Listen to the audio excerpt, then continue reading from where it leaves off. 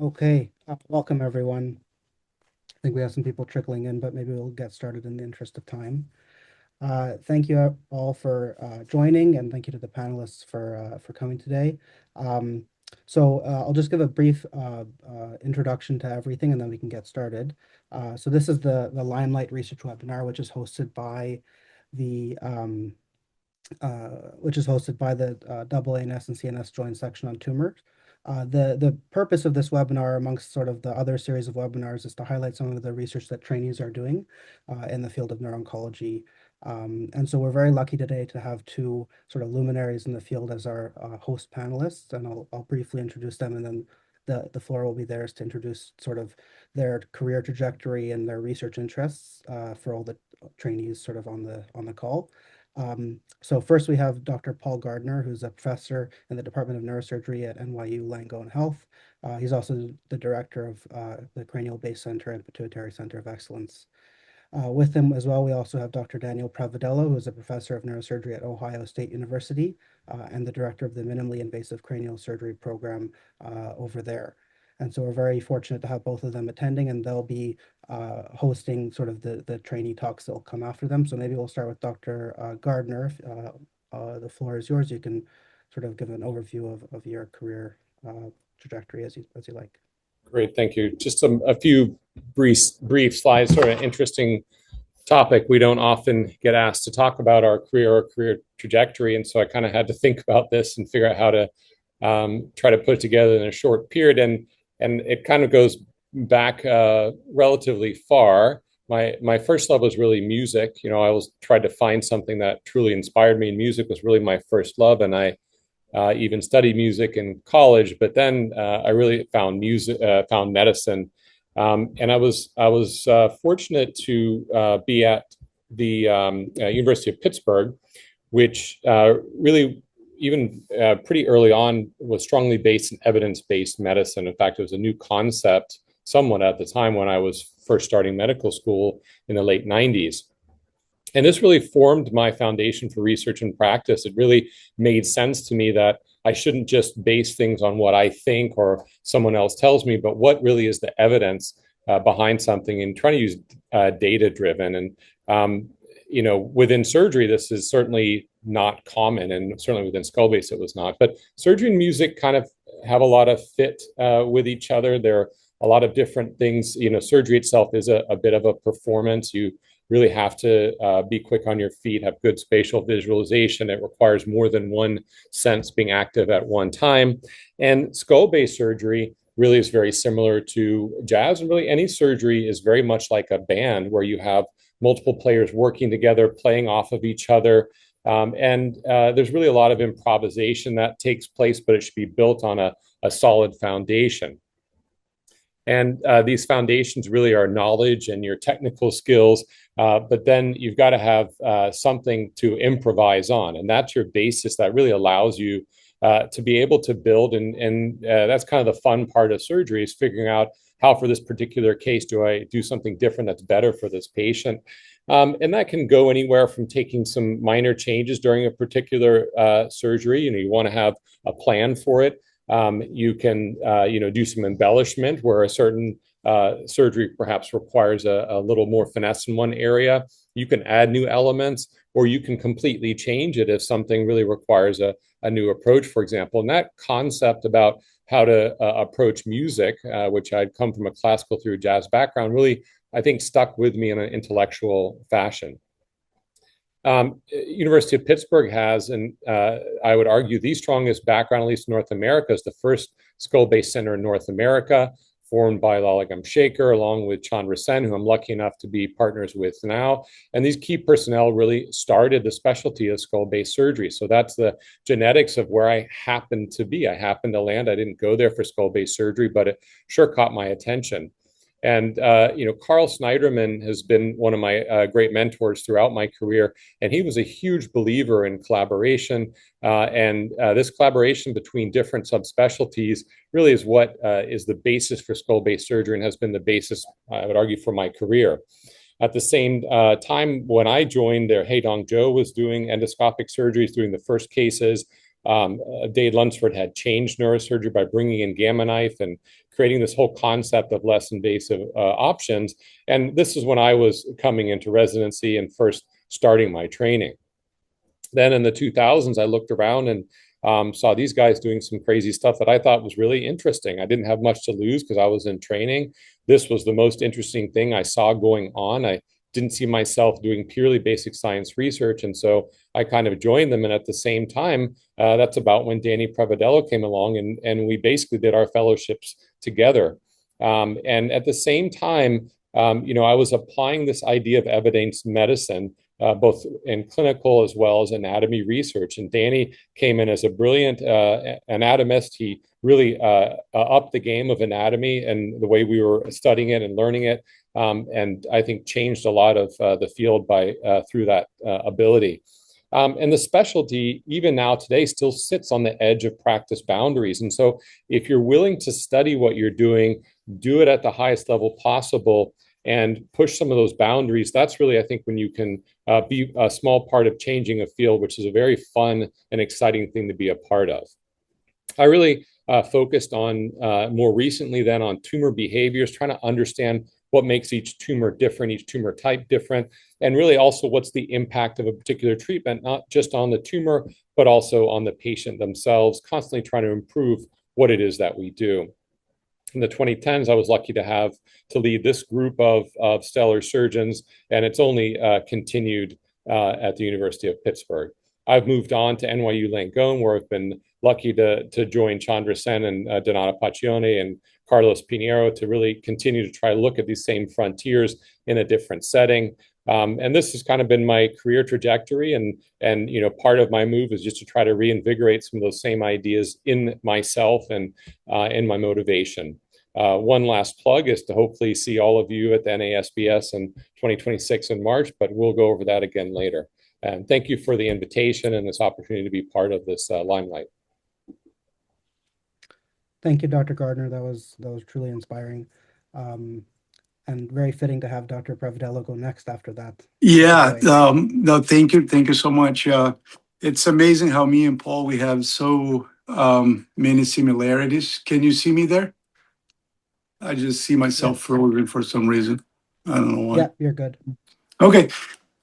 So I also started with music, like I grew up in a family, a lot of musicians in the family. And my first job, I don't know if Paul knows that, but my first job, I was 14 and I played in a band. It was the first time I made money for some action. That was my first job. So, but I went more in the direction of rock and roll and classic rock, and had several bands through my teenager years. And so then I end up, it's a longer story to tell you how I end up in medicine, but I'm going to just throw like there. Then I went to medical school, and just so you have an idea, during medical school, I had two bands actually that I played in parallel. Like, so I had to study and, and do bands. And I think that helped me to learn how to juggle multiple things. Nowadays, I was just in a meeting where my boss was talking about how the people, the neurosurgeons who have a very good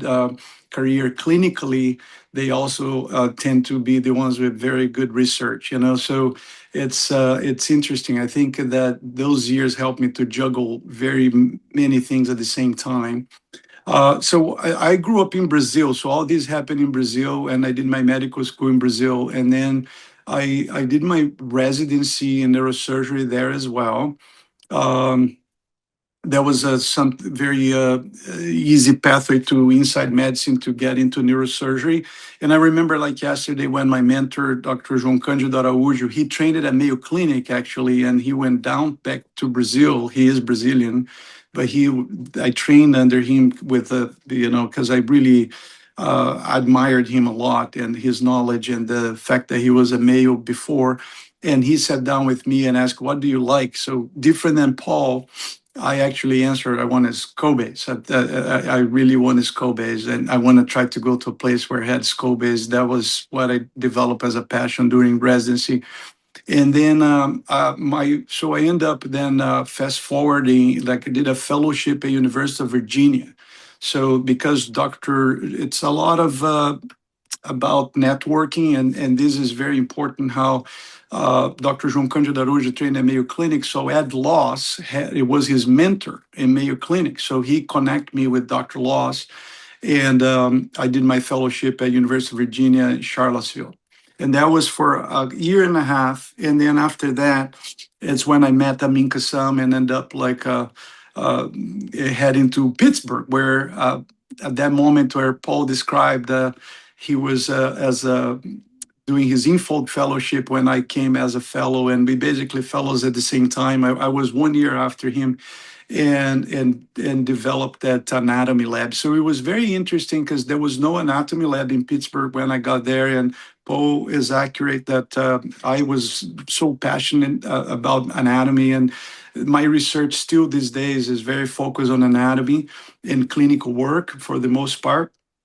And I was so excited, and we built that first laboratory of anatomy on the UPMC, and with Paul, and then Amin Kassam was very important to get the companies to donate and do all those things, and then later on Juan Miranda came and pushed that laboratory to the next level. So from Pittsburgh, then I became faculty with Paul. One thing that Paul didn't mention, we became faculty assistant professors exactly on the same day, July 1st, 2008, Paul. We became assistant professors same day. So we really started together our careers there. And then it was a couple of years later, 2010, when I came here to the Ohio State University to start the program here, and have been here. So my research has been focused on still on anatomy and clinical outcomes, and I do basic science research as well, but most of the time partnering with the researchers, PhDs around Ohio State, and sometimes even in other places. So I think what I see looking backwards, really follow your passion is very important, and partner with people that have that same passion and share those moments. I think what Paul touched, collaboration with ENT, is really has been instrumental, very important for his career, for my career as well. And we continue that partnership and pushing with ophthalmology and other surgeons, and the same with the world of research. So I think that's kind of a overview, and happy to answer any questions. Thank you. Thank you, Dr. Providello. It's really amazing always to see how interconnected our field is. And this is, I think, a great example and illustration of that. So we'll go now to the first trainee talk. So up first, we have Dr. Alexander Landry. Alex, if you can share your slides, and I'll give you a brief introduction. So Alex is a PGY4 neurosurgery resident at the University of Toronto. He's currently doing his PhD under the supervision of Dr. Galeray-Zade, and has an interest in skull-base neurosurgery, and will be entering the match shortly, I believe. Take it away. Yes, thank you very much, Joseph. Pleasure to be here, even though I'm stuck following these two giants in skull-base surgery. So I'll kindly bring the bar down for the subsequent presenters. As Joseph mentioned, he and I are both in Galeray-Zade's lab, split between Toronto and the Mayo Clinic, and we're both neurosurgical residents up north of the border. So my PhD is focused largely on meningiomas, and I'll give sort of a brief overview of the work we've done over the last few years. So everyone on the call, I suspect, is well aware that meningiomas are very common. It's the most common primary brain tumor that we treat. We think of them clinically in terms of their histopathological grading, grade 1, 2, or 3, with expected worsening outcomes with higher grades. So these Kaplan-Meier curves are overall and progression-free survival stratified by WHO grade. And as you can see, it does a reasonable job at predicting who's going to do well and who's going to do poorly after surgery. But there's been an increasing recognition over the last decade or so that WHO grade is, by itself, is not perfect at predicting outcome. There's a number that are labeled as WHO grade 1 that recur early, and a number of grade 2 cases that have indolent behavior. And so some of the earlier work from the Zade lab showed that using molecular approaches like methylation, for example, can outperform histology-based grading. And they came out with this model that can predict quite accurately which meningiomas will recur and which won't at 5 years. And of course, this is now 7 years old, and models become increasingly obsolete over the years. And since there's been a sort of update of the WHO grading system, there's been updated methylation models. We sought to build an updated model using a larger cohort. So we put together a cohort of almost 800 retrospective cases with methylation profiling. We prospectively validated, which is to say prospective since the training of our original model. And we also had a separate grade 2 only validation cohort given the clinical equipoise associated with grade 2 meningiomas. This is basically just the performance of the testing cohorts, so 2 testing cohorts. You can see that both our original predictor, which is in green, the green AUC curve, and the yellow curve, which is the updated predictor trained on this larger cohort, both significantly outperform an analogous model using grade only, showing that it's sort of more discriminant than grade. And also, even within the grade 2 cohort, both models perform reasonably well at deciding who's going to do well and who's going to do poorly. But this is more important. So taking those numeric outputs of our model, we can dichotomize patients into high versus low risk. And you can see that patients that are labeled WHO grade 1 by the 2021 criteria, even 10% of those patients are graded as high risk by our methylation classifier. And you can see they indeed have quite significantly shorter time to recurrence and probably are reasonable candidates for upfront radiotherapy, which they wouldn't get in most clinical workflows today. And you can see also we can stratify the grade 2 cases into high and low risk with correspondingly significantly different outcomes. And I should mention this is entirely on the testing cohort, which was not used to train our model. Even more granular, of course, we also use extent of resection in most sort of clinical workflow, decision-making, deciding who's going to get radiotherapy. Even completely resected grade 1 meningiomas by MRI. By our cohort, 10% are labeled high risk and indeed do recur, despite most of these cases being considered cured in sort of many clinical workflows. And high risk subtotally resected grade 1 meningiomas are associated with actually quite early recurrence and again are probably reasonable candidates for radiotherapy. Lots of clinical equipoise associated with grade 2 completely resected meningiomas. There's sort of the subject of multiple ongoing phase 3 trials. But you can see we can further substratify these grade 2 patients based on those that are high versus low risk in methylation. Perhaps this could be used to further refine and decide who's going to get adjuvant treatment and who's going to be observed after surgery. Here's sort of an analogous and complementary model. This is another paper that came out of Nature from the Zadeh lab in 2021, showing that we can combine multiple omics platforms. So in this case, methylation, RNA sequencing, and exome sequencing to describe these 4 clinically stable and biologically stable and meaningful subgroups of meningioma that also outperform WHO grade and perhaps start to lead towards new therapeutic vulnerabilities. So specifically in this case, group 4, which are proliferative, extremely malignant subtypes of meningioma responded to histone deacetylation inhibition in preclinical models. So potentially new hope for targeted therapies in high-grade meningioma that obviously needs to be borne out in clinical trials going forward. But of course, the trouble of these types of models is that in order to sort of integrate multiple omics, it's not feasible in the clinical world. And we needed a single omics tool to be able to recapitulate these 4 groups using a single molecular platform. In this case, we chose methylation because it's becoming increasingly commonplace in clinical workflows and sort of tertiary care surgical centers. And so we use a discovery cohort of the same 121 patients that were used to originally cluster these 4 groups in the first publication. And then we used a large validation cohort that was totally separate, where we had almost 1,400 meningiomas, all with methylation and clinical outcomes data, and then a subset that we used to further validate with exome and RNA sequencing data. We had to build a multi-layer construction because we had previously showed that methylation alone, clustering methylation alone was insufficient to pull out these 4 groups, given similarities between group 3 and group 4. So we built a multi-layer model, and we used methylation also to infer chromosome-level copy number alterations, which were pathognomonic for some of these groups, and combine these all together to get a final trained model, which we then applied to the validation cohort. We looked at across different biological modalities to see whether or not the biology of these groups beyond methylation was preserved. And you can see that there's a similar pattern between the discovery cohort, which was used to originally describe these 4 molecular groups, and the validation cohort with available mutations data.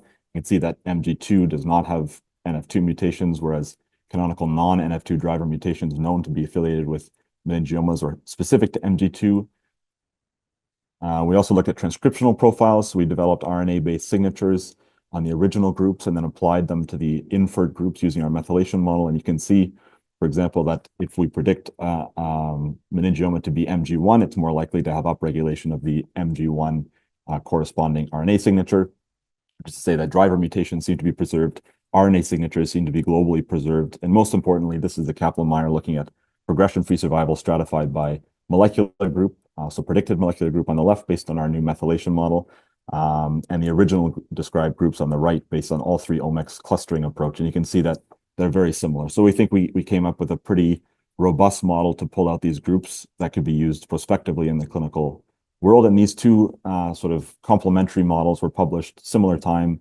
last year. But of course, even though we say that methylation is becoming increasingly commonplace in quaternary care centers, it's obviously not ubiquitous at this point. And so we wanted to see if we could use other data modalities to recapitulate these molecular models, which have been shown time and again to add granularity to clinical practice. And this next study was motivated by some collaborators of ours at the NCI, showing that you can use whole slide H&E images and put it through a deep learning pipeline and actually predict brain tumor diagnoses. And of course, many of these brain tumor diagnoses have histological surrogates. But in our case, we wanted to see whether or not we could look at a particular histological entity, in our case, meningioma, and see whether or not we could pull out molecular features that have no histological surrogates. And so this is a basic overview of our model. We had our training cohort, which we obtained from the NCI, which is about 500 meningiomas, and we tested it independently through Toronto cohort at the University Health Network. And basically, every whole slide image was input into our model and chopped up into smaller patches to allow for computational, allow it to be computationally accessible. It was pre-processed, and then features were extracted using a pre-trained histology-specific foundational model. And those features were then used to train a multilayer perceptron in order to classify each individual tile according to whatever label we fed the model. So in this case, the 4 molecular groups and the molecular risk groups that I had presented as our previous projects. And the long and short of it is this is essentially the accuracy of predicting these 4 molecular groups. So this is balanced accuracy as a function of coverage. So the more strict the threshold becomes, the fewer patients get confidently classified. But if we were to set a threshold of 0.4, we end up successfully classifying 80% of our test cohort and achieve an 87% accuracy on our testing cohort. If we then combine group 3 and group 4, given the fact that both are malignant subcategories of meningioma and are often treated in the same way, we increase that accuracy in our test set to 97%. So basically, that's to say that by using deep learning, we can, with quite good accuracy, predict molecular features of meningioma, which don't have any known histological direct surrogates. We did the same thing with the risk score. This is a binarized rather than a multi-class model. But you can see that we get reasonable discriminatory accuracy at predicting who's going to be high versus low risk based on methylation without any known a priori histological features to show the model. More importantly, we want to see whether or not these predicted methylation risk groups actually corresponded to how the patients did. So all of this is based on our testing cohort, so that had nothing to do with the model training itself. And you can see that whether we predict low or high risk group by H&E or by methylation, the outcomes are extremely similar. And more importantly, when we substratify patients based on WHO grade and extent of resection, using only H&E, we're able to pull out the cases that are high risk and indeed recur quickly, and those that are low risk and perhaps could be observed without adjuvant therapy. So to conclude, I would argue that DNA methylation can be used to refine care for patients with meningioma. And as a more novel approach, H&E can be used to recapitulate these methylation outputs from meningioma, allowing significant democratization of precision therapy and care. Obviously, many people and funding agencies went into this work. I'd be happy to take any questions. Thank you, Alex. Incredible work. Really, I think these are the kinds of things that are driving our field and should be. We have to understand the tumors better. A couple of questions. One for the H&E machine learning. Is that just a training set results that you're showing, or is that a validation cohort? I missed that part. Entirely validation. Okay. So when I show both training and testing, during the training component, we did a cross-validation. So we ended up with testing folds, Yeah. but within the same cohort. But the testing cohort was a completely independent validation cohort from Toronto. Okay.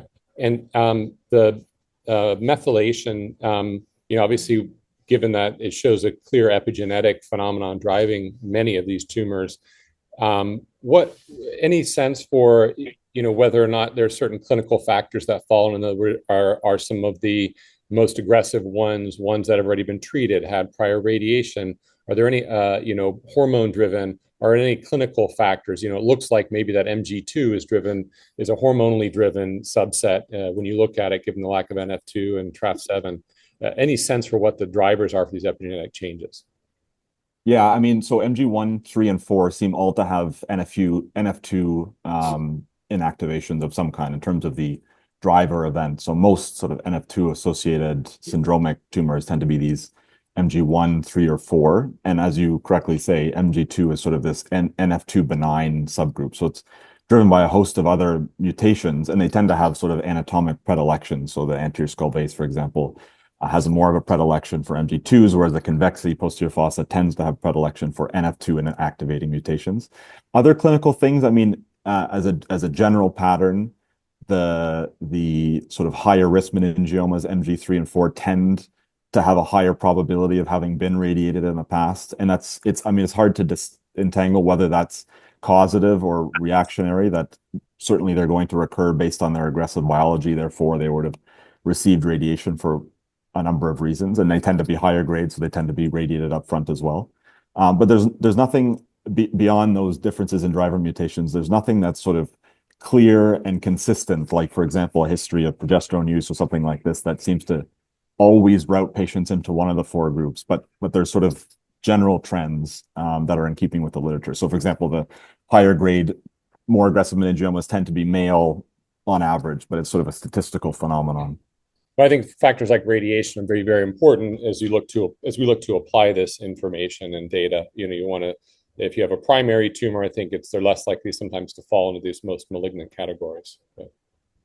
Yeah, absolutely. And the more malignant categories tend to have been radiated, but also tend to be radiation resistant in the primary setting. So it could change how we manage them.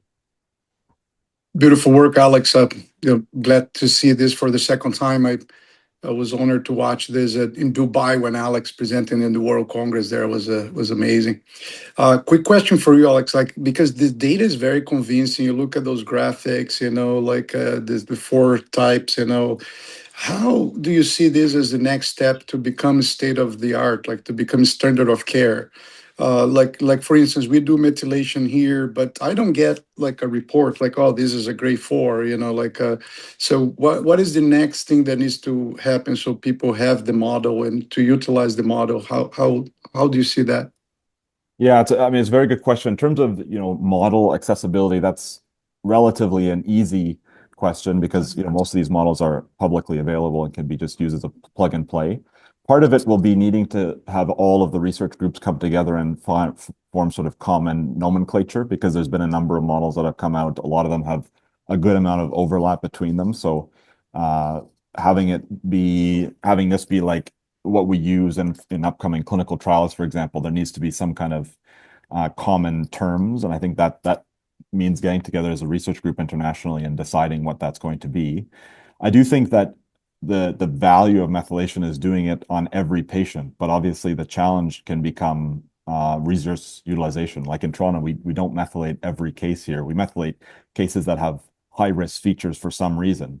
But I would actually argue that the real value in this is the ones that have zero high risk features, but surprisingly come out as being high risk. So I think that's where the value of this histology based technology comes, where we can at least use it as a screening tool. And then the ones we think are high risk, we can go do proper methylation. Because this is sort of a no-cost thing. Everywhere where we do meningioma surgery, you're going to have high resolution H&E. The model's already trained, so that the turnaround time is like less than an hour. That I think will allow routine utilization of this. I think, in order for this to become increasingly standard of care, we're going to need randomized multi-institutional prospective trials and so on.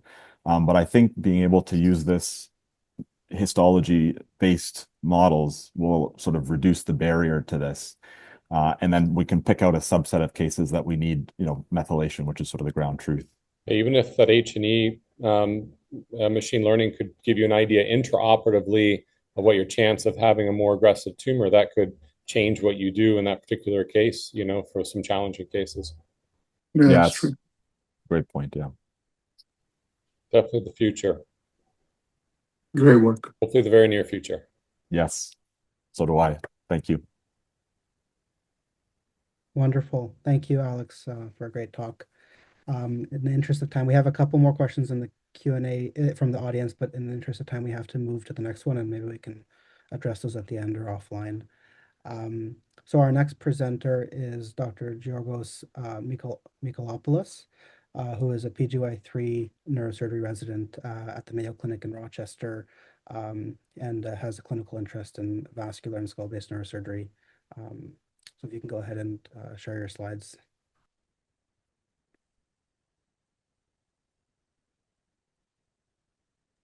Can you see my slides? Yes. Wonderful. Thank you very much, everyone, for the opportunity. My name is Yorgos. I'm one of the PGY3s here at the Mayo Clinic. Thank you very much for the opportunity to present our work on the imaging modalities for Cushing's disease. Some preliminary data of this study has been presented in last year's NASBS. So in this study, we looked into the role of photon counting CTA, a new technology, a new version of the conventional CT in detecting Cushing's disease and primary adenomas.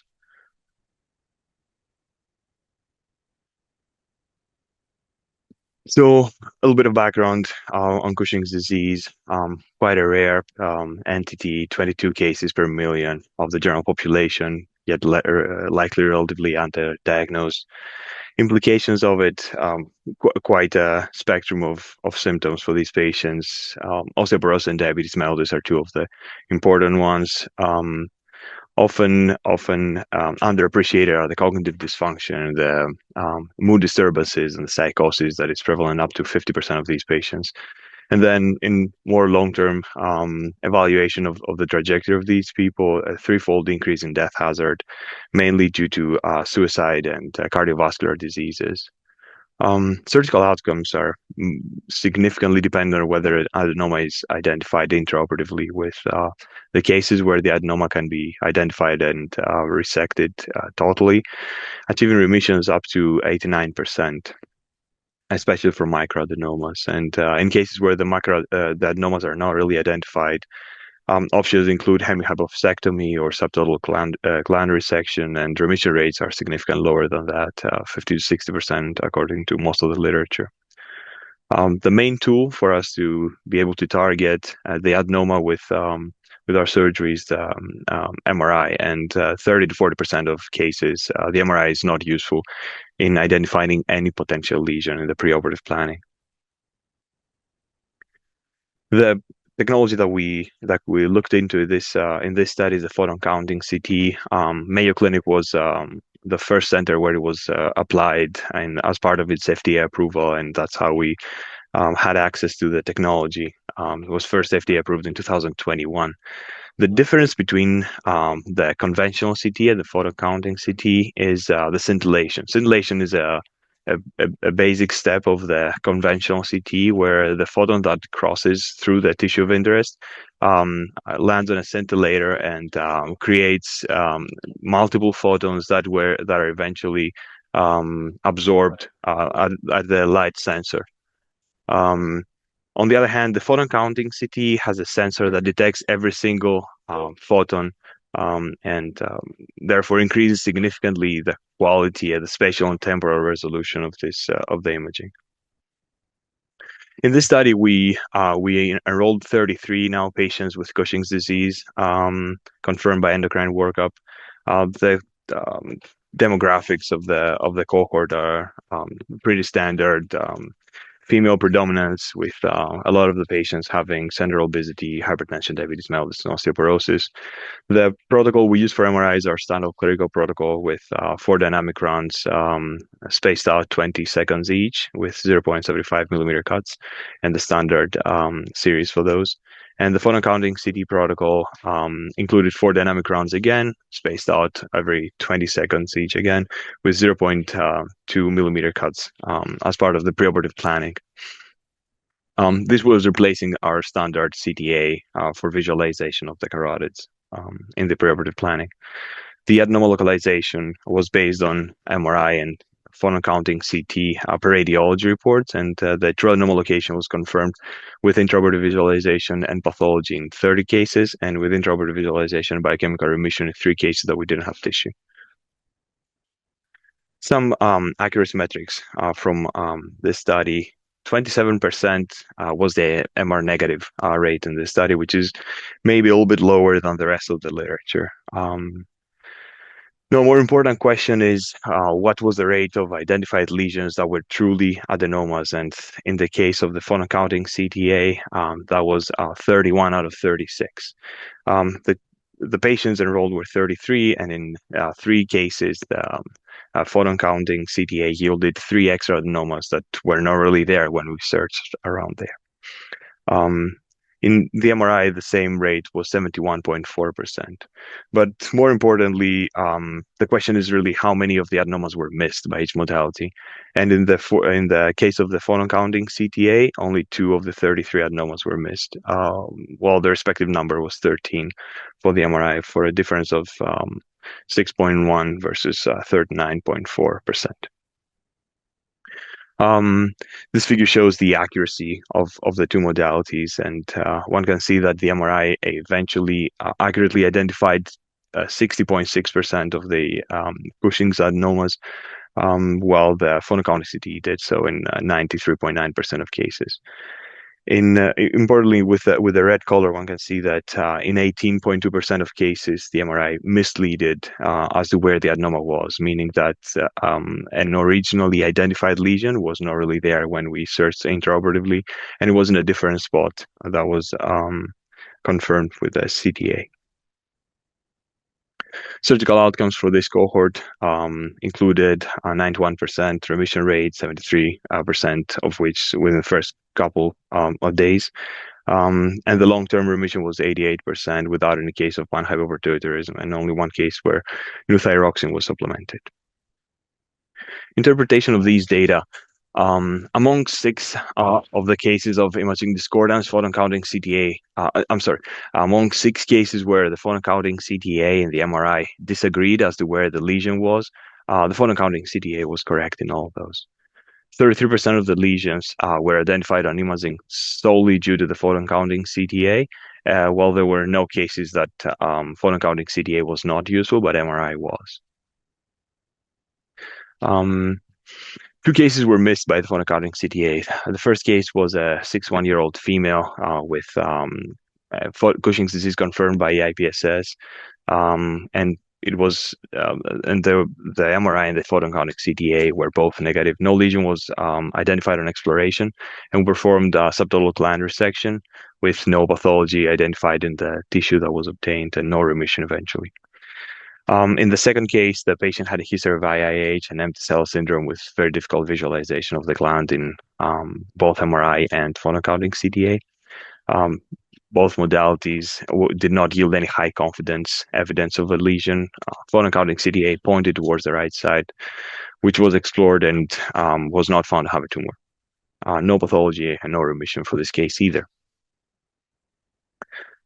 Illustrative case here with a 37-year-old female with a history of several of the common implicators of Cushing's disease. The MRI suggested a right-sided tumor.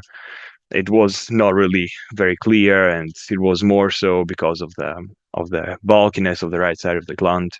One can see that the stalk is maybe deviated a little bit to the left, which often is the case for Cushing's disease, to be pulling it towards it rather than pushing it away from it. Another slice of that MRI and the bulkiness identified here with a red arrow. And then the photon counting CTA showed the lesion to be more so midline and on the left at the posterior and inferior part of the gland, which is where we find the lesion intraoperatively and confirmed with histopathology. A second illustrative case It was a previously operated surgery patient with Cushing's disease with negative pathology, no remission after that surgery, and the MRI did not yield any potential lead as to where the lesion would be. The photon counting CTA showed it to be on the left side, which is left side and posterior, which is where the lesion was intraoperatively.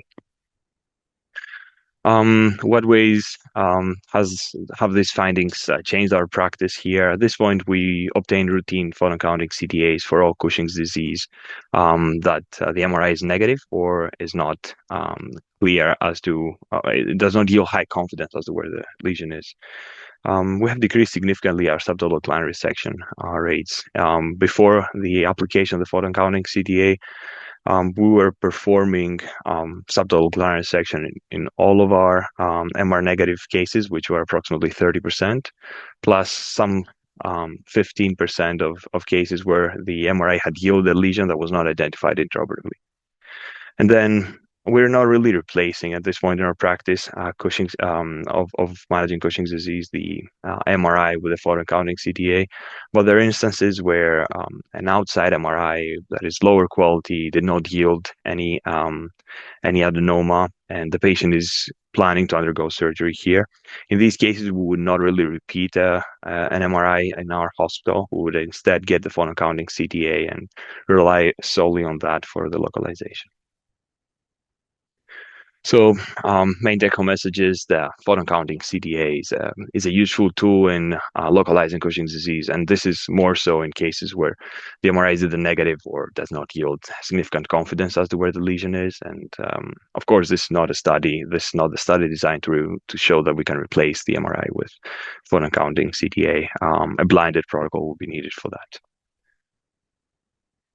Big thank you to Dr. Van Gompel and Dr. Periselda from our neurosurgery department for the guidance, and Dr. Mark, who is our radiology expert who started this project. Thank you. Very good, Georgios.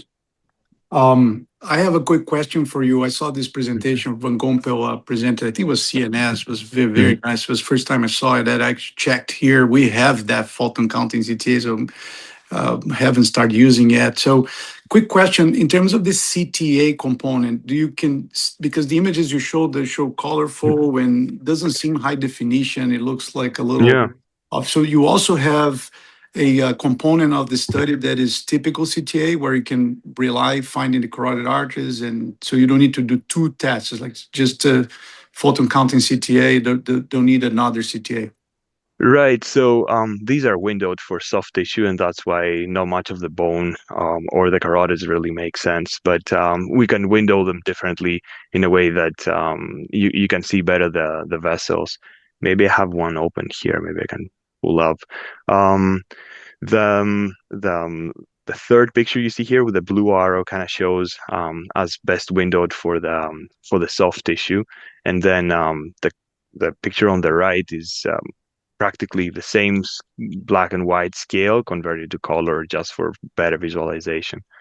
But I can maybe pull up one of our CTAs. The color is like post processing, basically. Like the imaging is black and white typically. That's correct. The coloring is totally processed thereaafter. Okay, and you see as a hypodensity for a CT, like correct, and it really shows the fact that there is delayed uptake, just like the dynamic CT shows. If it makes sense. So it's based on the contrast. Is basically the contrast. All right. That's right, and this is kind of the more conventional CT kind of imaging where you can see the vessels a little bit better, and it's pretty similar. Yeah. And so the photon counting basically relies on the delay enhancement of the adenoma in relation to the gland. Correct. It's the same principle as the dynamic MRI. And just see if I understood correctly here, because I'm trying to do it here too. So you do 4 dynamic contrast runs on a 0.2 millimeters. Did I hear that correctly? Correct. The slices are 0.2, which is much lower than 0.75 that the standard MRI offers. And the dynamic runs are every 20 seconds, which is the same protocol that we use here for our MRIs. Yeah, so here they use, but it's interestingly, they installed in the heart hospital. So that's what they have it there. So the only logistical issue that I'm having is to send them over there is like nobody's expecting, like what you're doing for the head. Apparently they use this in the chest. Yeah, they use a lot in cardiac surgery too. And the truth is that we have it on our other campus, not the campus that we operate on. And we usually have patients undergo that either Yeah. after their clinic visit or the day before surgery. So we have, Yeah. interestingly, the same logistical issue. This is potentially practice changing, but how often do you run into troubles with insurance approval? You know, proton counting CT is not a cheap technology, and is that an issue at this point? It hasn't really been for us because we don't charge the patients extra for this particular technology. Technology is really in-house, and we charge them as a standard CTA. I Having think said that, as long as you need the CTA, should be okay, I guess, right? correct, for insurance purposes, correct. And the technology is here, so paying for it comes from the usual payment of the insurance for the CTA that we have documented that we need. For the investment part of it, I didn't really know the cost that we obtained it with because we got it under an interesting protocol with a FDA trial, but I saw that it cost something like 5 times the conventional CT. So I thought it would actually be much more expensive than that. That's great, though. We're really practice changing immediately. Thank you. Thank you very much. Thank you, Yorgos, for a great talk. So we'll move on to our final, unless there's another question, we'll move on to our final speaker. So Dr. Barbara Bacilli is just completed a pre-residency fellowship at Mount Sinai Hospital in New York and previously did junior residency in Italy, and will be presenting next. So Barbara, if you want to share your slides. Thank you so much. I will be sharing my slides with you all.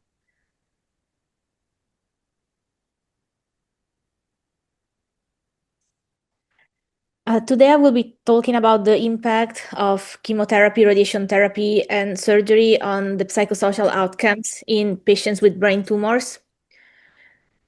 We all know that with the new advancements in technology, diagnosis, and therapy, survival for many brain tumor patients has improved. We have patients that live pretty normal lives for years after treatment.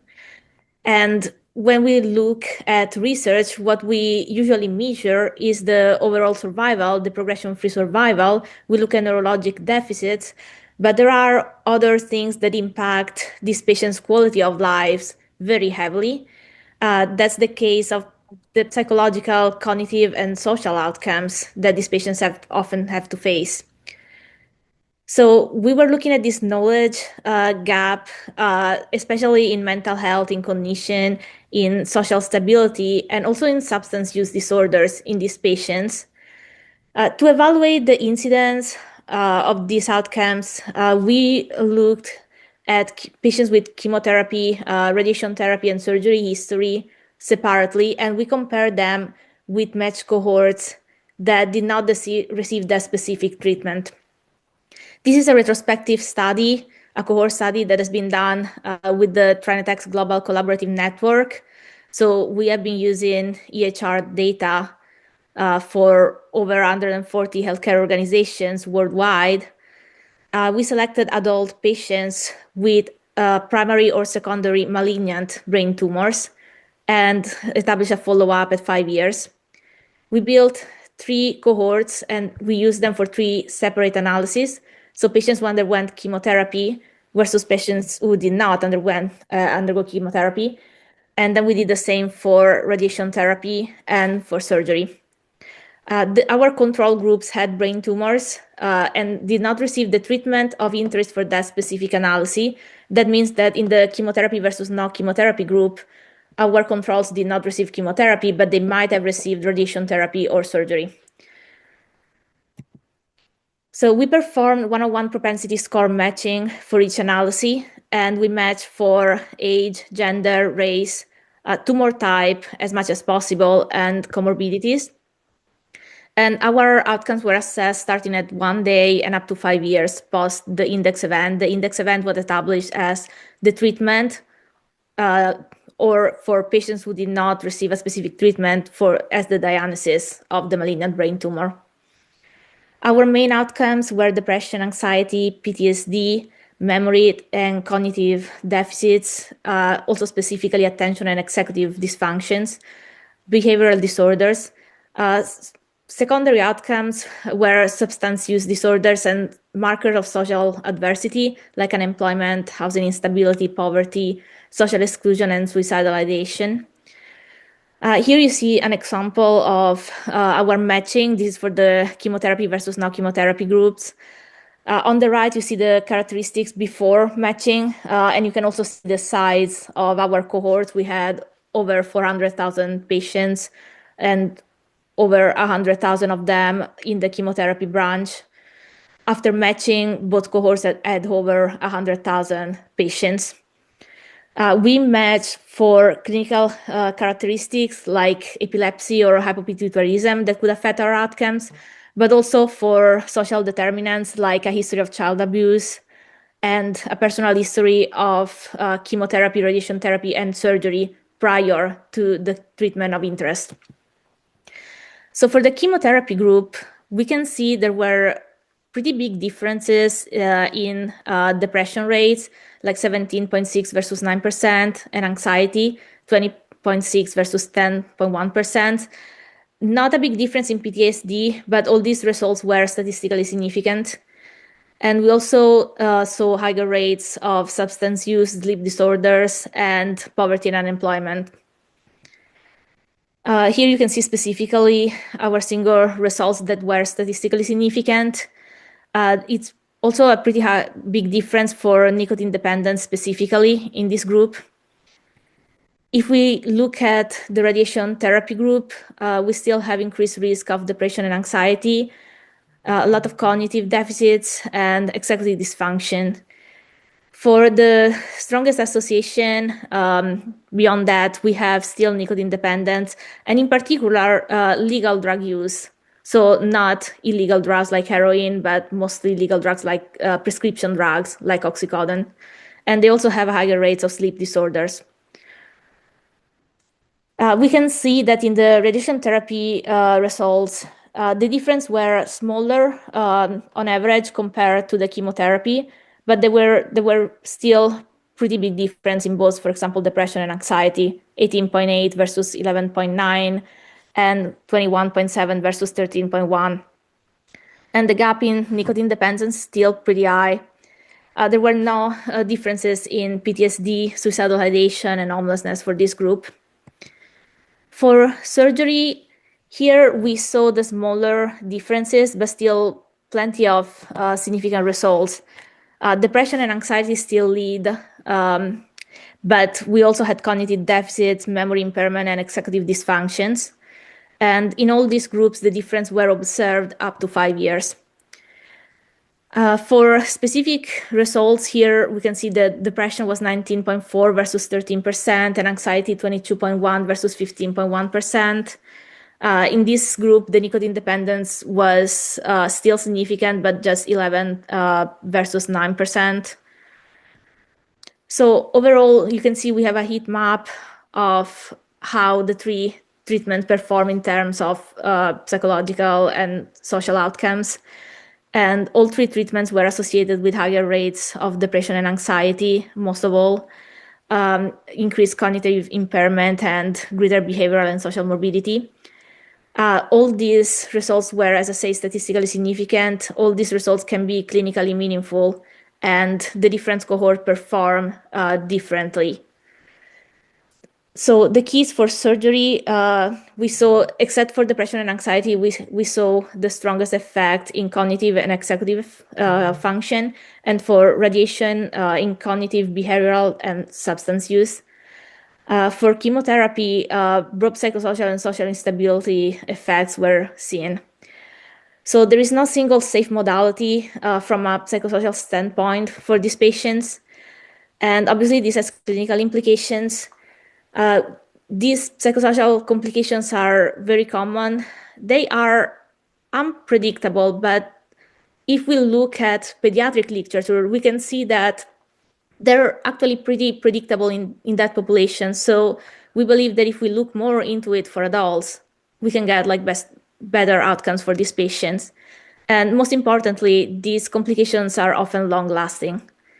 So survivorship care should include routine mental health screening, cognitive assessment, and social support referral for these patients.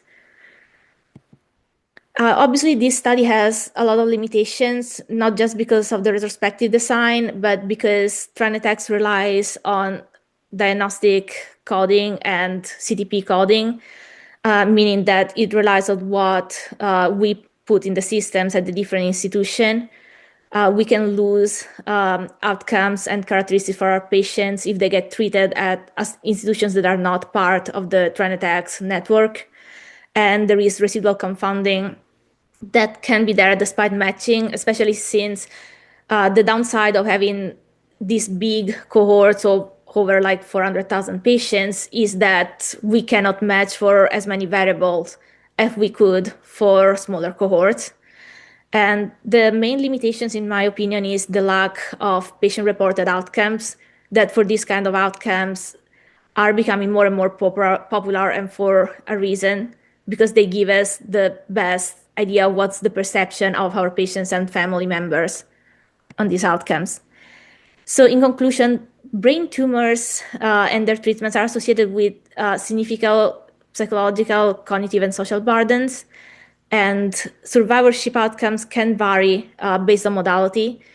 We want to look in the future into combination treatments and how this affected the outcomes. But what's most important is that successful brain tumor care should keep into account the psychosocial outcomes of these patients. Thank you so much. And thank you to my co-authors and my mentors, Dr. Haddad Santos and Dr. Faraji, and the Clinical Innovation Laboratory for their support. If any questions cannot be addressed here, you have my email. Thank you, Dr. Bucci. That's an incredibly important work and something that I think is really underappreciated. I apologize if I missed this in the early part of the talk. Was there an impact on histology or specifics of the tumor that impacted this? Because it's obviously important for broader applicability. We matched for tumor diagnosis, and by that I mean glioblastoma, glioma, or other types of tumors, but we didn't look into the histology because unfortunately Trinitex has histological markers that we can use for our cohorts, but they're almost never in the input of data that people put in the system. So you will have that information for like 35 patients out of 300,000. Yeah, I would say that's unfortunately an important limitation of your study is the fact that histology isn't accounted for, because that arguably, people will say, well, it wasn't the surgery, it was that it was a certain histology that would lead to a certain type of surgery or something like that. But I think that this is the kind of work that needs to be done. And I think not, looking at type of treatment modality and the impact on the patient when it comes to neurosurgery in the brain, it's not, can the patient move and give you thumbs up and smile? Neurosurgery has moved well beyond that, and understanding even what our particular approach impacts from a patient from a psychosocial and neuropsychological standpoint, I really think is the next level of what we need to be evaluating for all patients with anything intracranial. Yes, I think we should like always follow them up, because I see patients coming back and they have been through like terrible experiences, and even if like it's not in the OR, in a way that, I mean, we still have to treat that. It's traumatic, yeah. Dr. Buccilli, eccellente lavoro. Grazie. Yeah, I have a quick question, the part that I'm not sure. How did you divide so independently the analysis from chemotherapy, radiotherapy, and surgery? Because most of these patients, they receive all three. So how did you like separate those things?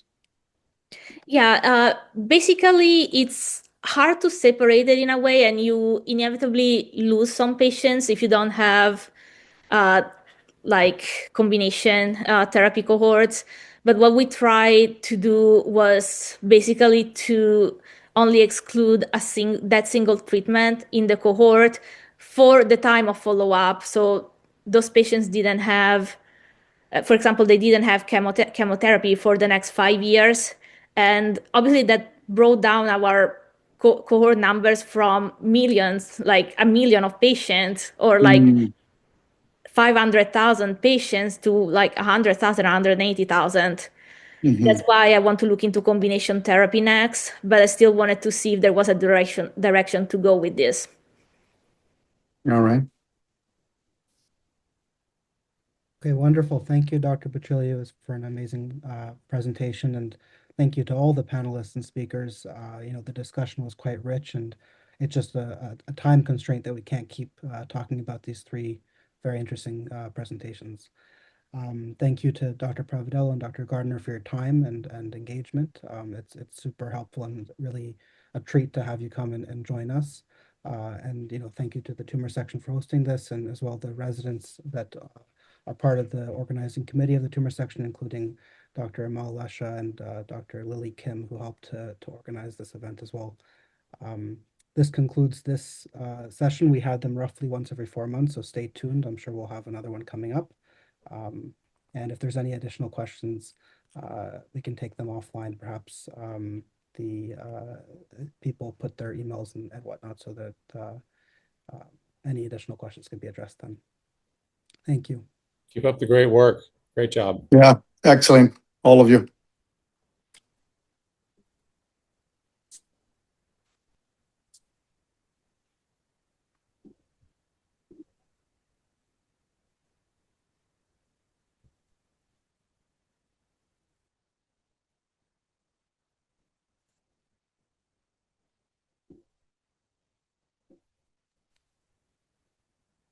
All right. Thanks, everybody. I have to jump off.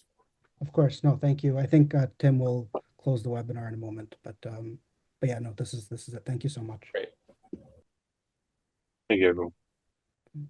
Thank you so much for the opportunity. Of course, no, thank you for the talk. Yorgos, I got your email. I'll email you back about that, Mhm. but it won't be an issue. We'll figure it out. Thanks much. I just got a response from Tim, also I'll respond to Okay. him. Thanks much. Okay, thanks a lot. Okay, take care.